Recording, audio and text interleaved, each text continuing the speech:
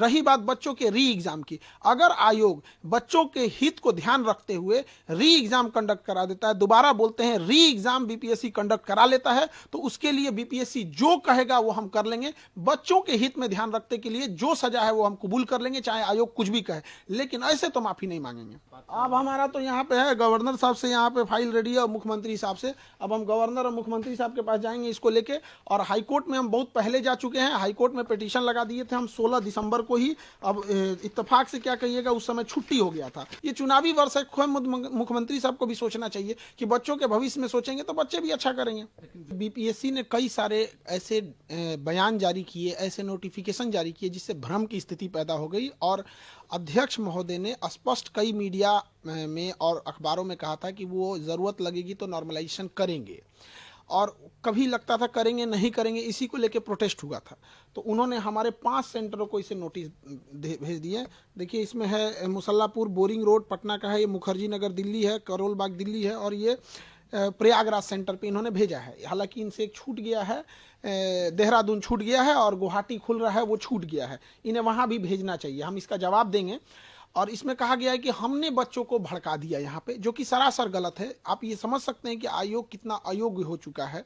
हम बच्चे को कैसे भड़का सकते हैं जो बच्चा खुद बीपीएससी का एग्जाम देने जा रहा है, एसडीएम डीएसपी बनने वाला है। यहाँ पर इनके गलत एक्शन की वजह से वो अपना विरोध संवैधानिक अधिकार के लिए मांग करने वहां गए थे, और एक शिक्षक की नैतिक जिम्मेदारी होने के नाते बच्चों के साथ जब भी अहित होगा तो उनके लड़ने के लिए उनके गार्जियन तो आएंगे नहीं। बच्चे गांव से आए हैं, वो मिडिल क्लास के बच्चे हैं, उनके पास इतना संसाधन भी नहीं है। तो हम उनको एक सही ढंग से एक जो तरीका है गर्दनी बाग जो बिहार सरकार ने धरना स्थल के लिए दिया है, वहां जाके हम प्रोटेस्ट कर रहे थे। उसके लिए इन्होंने एक नोटिस भेज दिया, और इस नोटिस में उन्होंने कहा है कि हमारे ऊपर क्रिमिनल ऑफेंस, क्रिमिनल केस करेंगे ये, अगर हम ये नहीं करते हैं तो। अब बताइए शिक्षक के ऊपर अगर ये क्रिमिनल एंड सिविल एलिगेशन लगाएंगे यहाँ पे, अगर हमने इनसे जवाब नहीं दिया और नोटिस का हमने इनको माफ़ी नहीं मांगे 15 दिन के अंदर, तो पहले तो हम आयोग को बता दें कि माफ़ी तो हम नहीं मांगने वाले हैं। यहाँ 2 साल जेल काट लेंगे वो सही है, एक शिक्षक को ये क्रिमिनल बोलेंगे, ये पूरी देश देख रही है कि बिहार में क्या हो रहा है।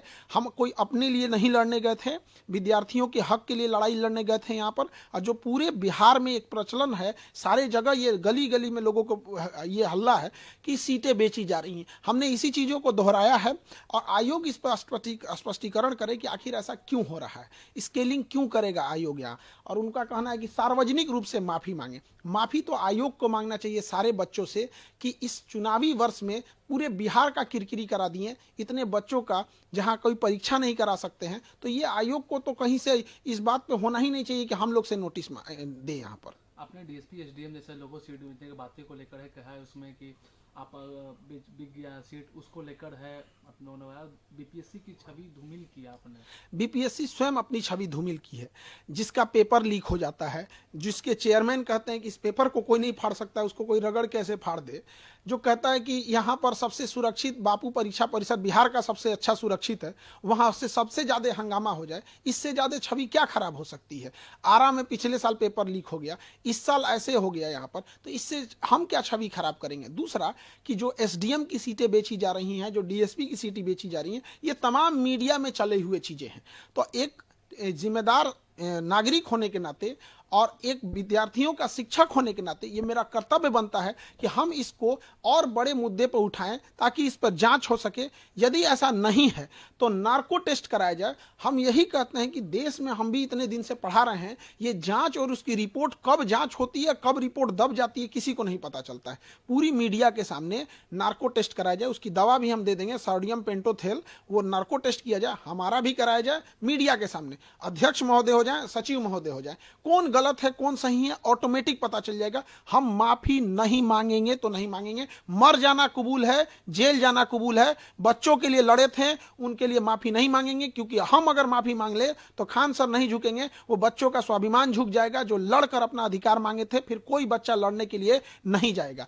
रही बात बच्चों के री एग्जाम की, अगर आयोग बच्चों के हित को ध्यान रखते हुए री एग्जाम कंडक्ट करा देता है, दोबारा बोलते हैं री एग्जाम बीपीएससी कंडक्ट करा लेता है, तो उसके लिए बीपीएससी जो कहेगा वो हम कर लेंगे। बच्चों के हित में ध्यान रखने के लिए जो सजा है वो हम कबूल कर लेंगे, चाहे आयोग कुछ भी कहे, लेकिन ऐसे तो माफी नहीं मांगेंगे। आगे अब खान सर क्या करेंगे अब? इस नोटिस का जवाब देंगे और एक बीपीएससी को भी नोटिस भेजेंगे कि आपने पूरे विद्यार्थियों को 5 लाख स्टूडेंट को मेंटल ट्रोमा में रखें। वहां पे कभी इनको लगता है, कभी इनका मन करेगा ऑप्शनल हटा देंगे, कभी 5 ऑप्शन डाल देंगे, कभी 4 ऑप्शन डाल देंगे, कभी एक ट्वीट खेल देंगे, कुछ से कुछ बोलने लगेंगे। इनका अध्यक्ष साहब का कहना था मैं एग्जाम के लास्ट मोमेंट भी डिसीजन ले सकता हूं कि नॉर्मलाइजेशन होगा कि नहीं होगा। तो बाहर में आके हम लोग क्या बोले? हम शिक्षकों को इन्होंने ये समझाने की नहीं कोशिश की थी, बल्कि ये थोपने की कोशिश की थी कि हम नॉर्मलाइजेशन करने जा रहे हैं, आप बच्चों को समझाइए। तो हम क्यों इनके डिसीजन को भागी बनेंगे? हमने इनसे यही कहा था कि आप बच्चों से बात करके बैठ लीजिए। तो इन्होंने कहा कि ठीक है, आप बच्चों को समझा दीजिए कि 15 नवंबर को हम एक बच्चों की मीटिंग बुलाएंगे। हम लोग की तो वैल्यू हम लोग तो बोल दिए कि आयोग बोले हैं कि 15 नवंबर को मीटिंग बुलाएंगे। क्या इससे आयोग की मंशा पर उसकी छवि धूमिल नहीं होती है? तो ये सब चीजों में आयोग को सोचना चाहिए। क्या अब आगे आप क्या गवर्नर या किसी बड़े डिग्निशन से क्या आप बात अब हमारा तो यहाँ पे है, गवर्नर साहब से यहाँ पे फाइल रेडी है और मुख्यमंत्री साहब से। अब हम गवर्नर और मुख्यमंत्री साहब के पास जाएंगे इसको लेके। और हाईकोर्ट में हम बहुत पहले जा चुके हैं, हाईकोर्ट में पिटीशन लगा दिए थे हम 16 दिसंबर को ही। अब इत्तेफाक से क्या कहिएगा, उस समय छुट्टी हो गया था, तो ये 16 दिसंबर 2024 को परीक्षा के 3 दिन बाद ही हमने चुप, मतलब बिना किसी को बताए हमने लगा दिया वहां पर। लेकिन ये कहिए कि बच्चों की या किसके कहिए कि हाईकोर्ट छुट्टी पे चली गई। तो हम ये तीनों जगह अब जाएंगे, हम छोड़ेंगे नहीं किसी को भी। बच्चों के भविष्य के साथ खेलने का अधिकार किसी को नहीं है। वो बच्चे मिडिल क्लास से आ रहे हैं, कोई गरीब है, वो देख रहा होता है कि गलत हो रहा है, लेकिन ऐसा नहीं है कि उसको होने देंगे। इसकी सीबीआई जांच होनी चाहिए, सीबीआई जांच जाए अपने जगह पे। नार्को टेस्ट सबसे जरूरी है। क्या आप सीबीआई जांच की मांग कर रहे हैं? हम सीबीआई जांच करते हैं, सबसे पहले हमसे शुरू करें, वरना आयोग उसके बाद अध्यक्ष पे जाए। पहले हमारे से स्टार्ट कर ले, नार्को टेस्ट कर ले, फिर अध्यक्ष से। क्या कौन झूठ बोल रहा है, कौन सच बोल रहा है, सब सामने आ जाएगा। यहाँ पे संवैधानिक जगह पे बैठ के संविधान की रक्षा करनी चाहिए, देश की भविष्य का। इससे पहले अतुल प्रसाद भी थे, इतनी बड़ी परीक्षा कंडक्ट कराएं, इस तरह का तो एलिगेशन उन पे नहीं लगा। ये एक एग्जाम कंडक्ट कराने में पूरी तरह से धज्जी उड़ा दी है बीपीएससी का।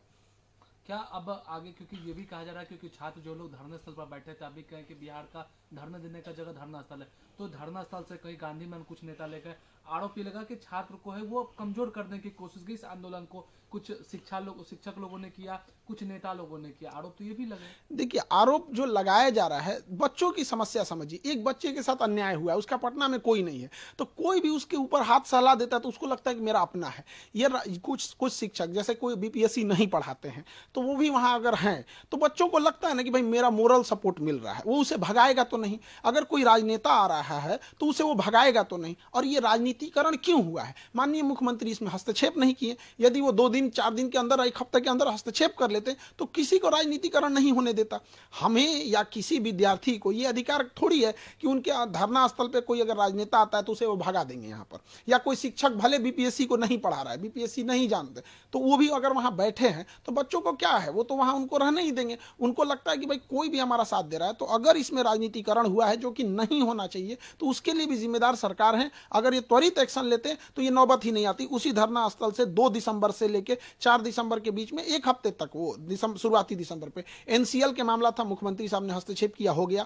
6 दिसंबर को नॉर्मलाइजेशन खत्म था, हो गया। यहां भी हस्तक्षेप करते तो नहीं होता। ये चुनावी वर्ष है, मुख्यमंत्री साहब को भी सोचना चाहिए कि बच्चों के भविष्य में सोचेंगे तो बच्चे भी अच्छा करेंगे। लेकिन बीपीएससी तो ऑटोनोमस बॉडी है, तो इस पर फिर हस्तक्षेप। ये कहने के लिए सारी चीजें होती हैं। मतलब ऑटोनोमस क्या होता है? नहीं, एक होता है कि किसी को समझाने के लिए कुछ भी कह दीजिए, ऑटोनोमस होता है। एक बार डिप्टी सीएम साहब कहते हैं यदि धांधली होगी तो मैं 2 मिनट में परीक्षा कैंसिल करा सकता हूं। तो फिर ये बताइए कि फिर वो ऑटोनोमस कैसे हुआ? अब कई बयान आता है कि जिसमें वो कहा जाता है कि जांच हो रही है, जांच होगी, अगर गड़बड़ पाया जाएगा तो दोबारा परीक्षा होगी। ये बात तो अगर बीपीएससी ऑटोनोमस है तो बताइए कि ये बात उन्हें बोलना चाहिए, फिर मिनिस्टर लोग कैसे बोल रहे हैं?